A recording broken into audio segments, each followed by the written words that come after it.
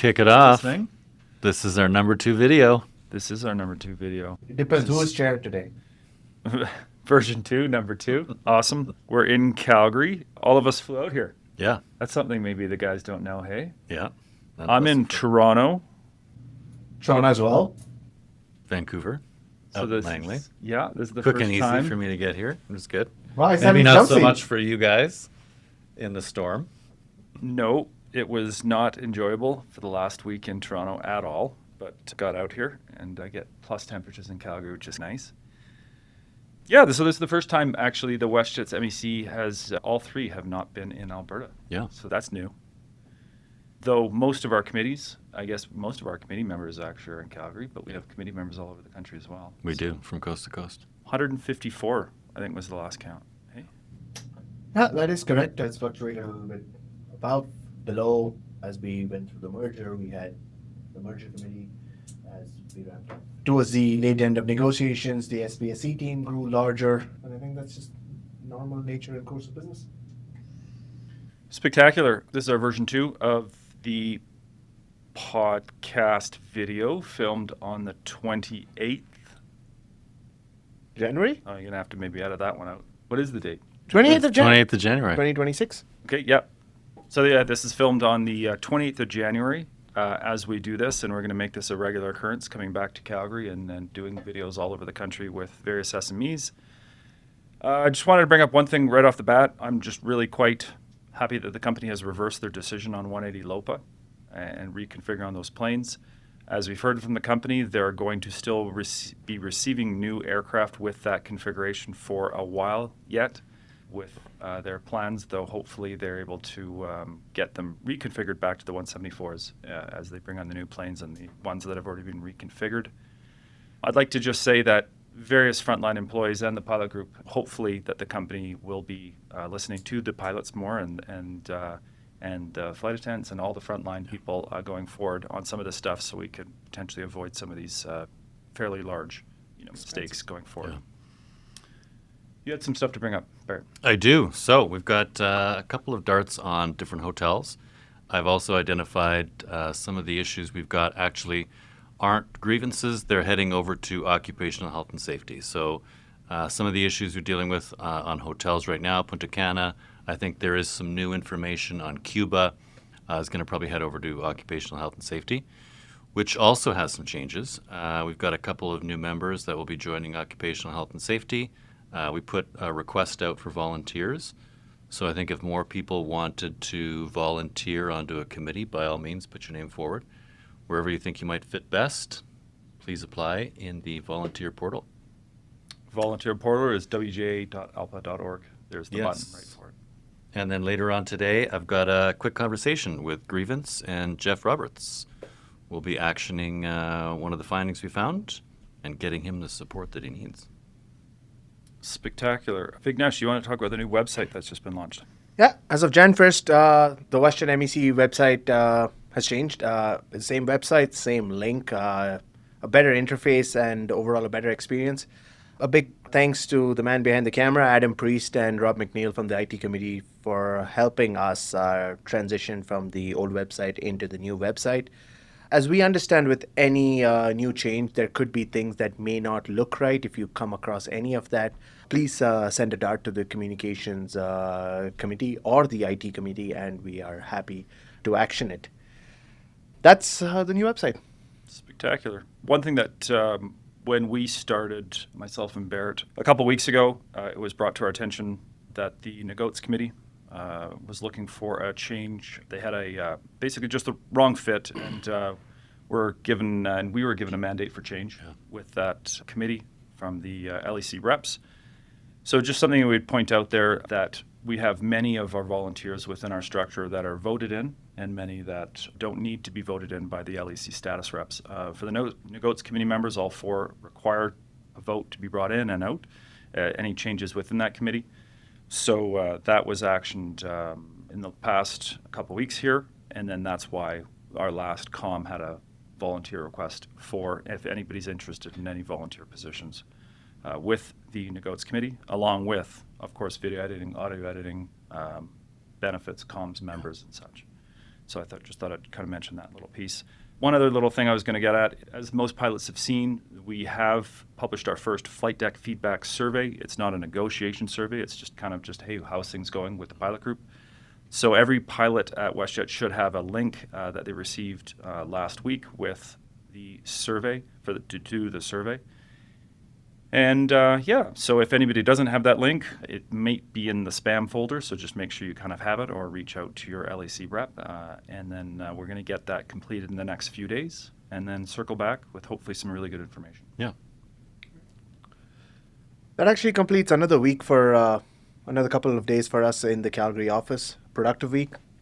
Lots of new projects, lots of old projects. And we look forward to being back here again, meeting pilots on the line and actioning all the mandates that have been given to us. Awesome. Just before we go to your interview that you did just now with our Grievance Committee Chair, every pilot can write in questions for us to answer on these videos. You just go to the DART channel in the ALPA website, and you can file a DART to the YouTube channel right there. And so we can kind of get the questions that you guys have and hopefully answer them in this forum. Thanks a lot. And before that, Jacob, one question for you. Outside the DART feature, a year ago this time, you were an LEC status representative, the captain in Toronto. A year later, you find yourself as the MEC chairman. What's changed? I think the first thing that pops into mind, Vignesh, is when I was the captain rep in Toronto, I was thinking everything about Toronto pilots, right? What affects them? What's the parkade like at the Pearson Airport that's always full? All these things that were very Toronto specific. Now I don't. Now I just have to think about the whole thing. Like, what's our big picture? As I've said a few times today, this is our last leg of a 4x100 relay. This is our negotiations year. So my mind is solely focused on negotiations and all the issues that come up with the pilot group in all bases, everywhere. So I think that's the major change that I find. On to you with your interview with Captain Roberts. Oh, thanks. Jeff, great to have you here. Yeah, thank you. Thank you. We met literally seconds, I think, after the election, and then I'd heard that you had the resignation on the table effective January the 31st. Yeah. I was a bit concerned as to why or what had happened before, and so we wanted to have a meeting. So the MEC met with you, and I asked, like, why is there this resignation? And you discussed a little bit about it, and then you told me what you do with your team. And in you and your team, we saw effective grievance people who get the job done, who know what they need to do. And we told you that the road forward was exactly what you guys have been doing. And you have the support of us. Yeah. Well, thank you. And congratulations, by the way. And Thanks. yeah, no, the resignation, I guess the elephant in the room, it was meant to be as clean and simple as possible. There was no hidden agenda or anything around it. It was just a decision I made. I felt it was something that was time to do. I put my 2 years in, I put my time in, and I think everybody should take an attempt to volunteer for the pilot group, for the association. I had a year of committee work and a year of Grievance Chair work. And I just felt I got to a period where it was time to move on, and that was it. And then I made that decision before your election, before you guys came in. So it had nothing to do with anything political or personal. It was our first time meeting, and it's been an amazing interaction so far up to this point since I've been back as chair. So it was just a decision I made, and easy. And then when I met you guys and we sat, and to your point, we talked about the work that we do and the committee work, you made that decision very difficult. So I did take the time to go home and reflect and spoke to my family, spoke to colleagues, members of the MEC, and I decided there's still work that needs to be done. There are projects that we've advanced as my time as chair, and I'd like to see them to the end. And it's been good. It's been a good experience coming back. I'm very encouraged by your engagement.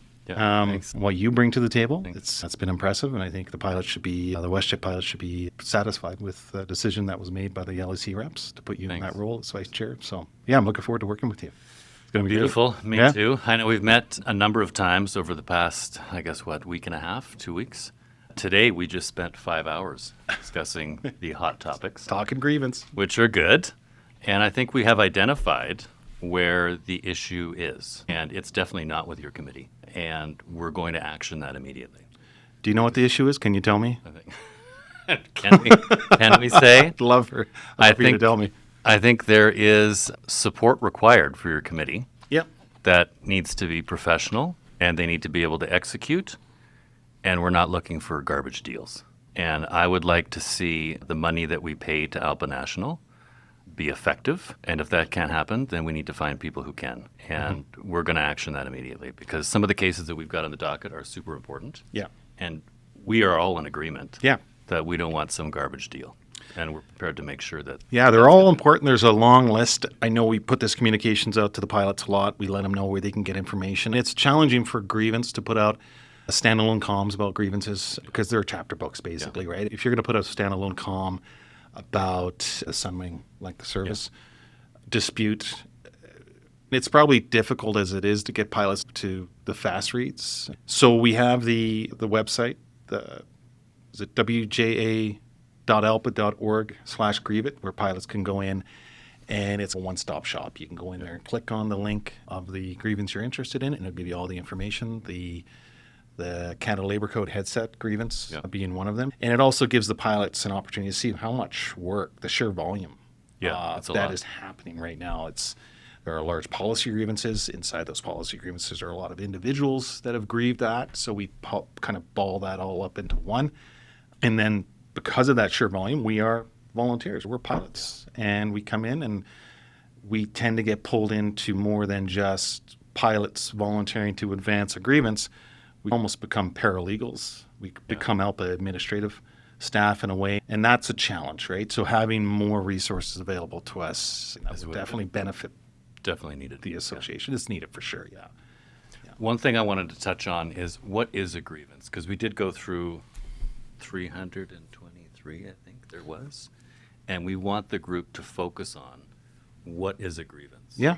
And what is grievable and what's not grievable. Yeah. Because you like to push the grievances forward 100%. Yeah. if it's a grievance. Yeah.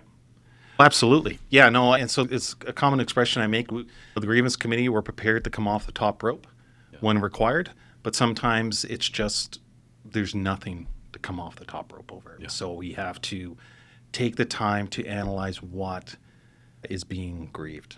So a grievance essentially is a failure of the employer to meet the obligations inside the collective agreement or the Canada Labour Code. It's not always the collective agreement. We have to also understand our relationship with the employer is contractual, but there's other things that tie into that. Canada Labour Code. We have arbitrated awards, case law, case precedent. So although most grievances are pretty straightforward, they're black letter violations. Sometimes we get a termination or a discipline. It takes time to go through each one of those. What grievance is not is a place or an avenue to just air a frustration. Complaint file. Yeah. And that happens, right? Yeah. And we get it completely, right? And there are times that things are brought forward that are clearly a frustration to the pilot. But the better path would be an SME in scheduling to understand the part of the collective agreement that is frustrating the pilot. Even a conversation with your MLO could sometimes help you get there. And just sometimes understanding that you can run out of runway and there's nowhere else we can go with it underneath the parameters of the collective agreement we've negotiated. So sometimes it's more of a conversation to bring to your rep, and they can put it forward to the negotiators. And something that we can talk about for CA3, because when you think about it, we're CA2. We're still very new in this, so we still have a lot to build off of. Great. I think something else very important to kind of maybe point out and express, right or wrong, I'm not taking any particular position on it, but I think we also, as a pilot group, we're slowly maturing, right, as a union, right? We're on CA2. And so I think we still kind of see some hangover from CA1 to CA2, how we managed files, the old mantra of Grievance, right? We put that to the pilot group. And we were, in CA1, it was a leaky boat, right? I mean, there were problems there, right? So there was a lot to grieve. And one of the differences in that period of time is that you can go on and put your own grievance in. You were able to just log into the form site and put in your dispute. And you probably had one because we were in that CA1, which was that leaky boat I was just referencing. Yeah. So, and then that's where Grievance comes in. Yeah. And we overwhelm the employer. And then we go from CA1 to CA2. We resolve a lot of these files through monetary settlements, which is great for the pilot group. And in CA2, we've changed a few things, and we've changed our processes on the grievance side, where now you still submit your dispute, your frustration, your grievance, and it goes into DTS, the dispute tracking system. Now the burden's on us because it no longer goes straight to the employer. It no longer gets filed as a step one or a step two if it's a termination or something else. So now we have the burden to take that information and analyze, is this a grievance or this is not? But what we're noticing is the sheer volume of grievances hasn't changed, really. It's just the workload's on us now. And there clearly are grievances in there that are grievances, right? And then there's things that have to get pushed forward and that we will, right? And as I said, we'll come off the top rope for, or we'll ball it up into another policy grievance that it applies to. But sometimes It's embedded with complaints. it's not, Or a want, right? yeah. Or it's something where like, we hear you, maybe better suited for this committee or your rep or the negotiating committee. Something we'd like to see in CA3 ourselves. And as dealing with this contract for the last number of years, we've identified holes, right? So there are, and I think I was talking to you about it earlier, reassignment language is kind of like, that could be improved for the pilots, for the betterment of the pilots, for sure. And pilots grieve that they were reassigned something, and we've taken it to the employer. I mean, we sometimes run out of runway, right? We run out of a place to go with it. And we just have to abandon that file, pull away from it, and identify that that's probably better suited for some improvements in CA3.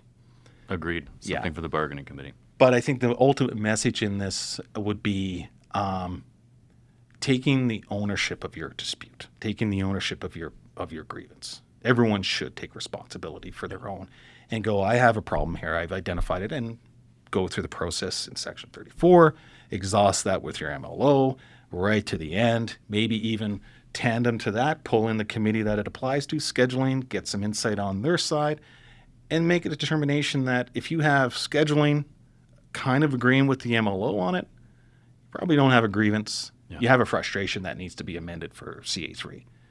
But when it goes into DTS, as some people say, well, I'll just grieve it. I'm just going to grieve it anyway.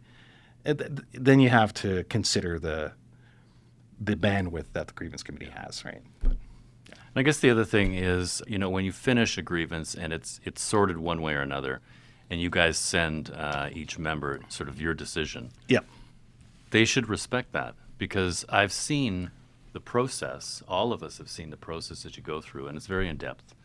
And know that the best people are actually doing the work and doing the job. yeah. And when you give a decision one way or another, that's the decision. It's gone through a whole team, Right. and a whole plethora of how you get things done.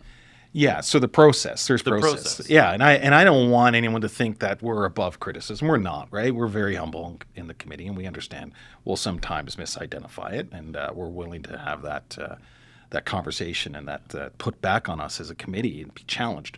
But for the most of the time, we have a very detailed process that isn't just Jeff Roberts saying you don't have a grievance. Should we run up on internally in the committee? We review everything in the dispute tracking system. We every 2 weeks go through every one of them. Yeah. And there's usually 4 or 5 of us having a very spirited debate on what to do with this. And when we typically make that decision, it's unanimous inside the committee. And should a griever feel like we've missed it, and that's fine, and we're willing to take that criticism, and we have processes inside of the policy manual through a grievance review board where we can take it and actually pull in other committees, pull in Labor Relations Council. And but usually at that point, I mean, if we've again come up with a decision that there's no grievance here, chances are there isn't, right? Because then we have to make a clear distinction between how we emotionally feel about something. There's a clear distinction between that and what's achievable through the process in Section 34 and Section 35 arbitration. Yeah. The arbitration has a much higher threshold of meeting a evidentiary threshold of advancing a claim to a positive outcome. So, yeah. So when we're making that decisions, we're always kind of analyzing it through the lens of not only the conversation that we'll have at the step 1 meeting or the step 2 meeting, but also how is an arbitrator going to view this? Yeah. No, I think that's really good. I appreciate that you're staying on with your team. Yeah, it's been I'm great. super impressed. Yeah. Yeah, thank you. Yeah, no, it's a great team. We have, how many people? We have 7 on right now. Myself, Jason Crown is still vice chair, captain in Vancouver. We have Thomas Paul, first officer in Toronto. He's our vice chair as well. We have 2 vice chairs. Thomas was originally doing a lot of administrative duties for us, file management and the dispute tracking system. He's now trying to move away from that. And this is where we're talking about the ALPA support that staff we need that could probably take some of these roles on. And then we have grievance committee members in Toronto. We have Alan Keane, captain here in Calgary. We have First Officer Matt Engelman and First Officer Andy Smith. Then we have First Officer Paul Coos in Edmonton. And I think I captured everybody. And some new ones. And we have some new ones maybe coming on right now. We're just going through the vetting process of bringing on some more manpower, which is much needed. So, Perfect. yeah. I look forward to making sure you get the support you need. Thanks a lot, man. Appreciate it.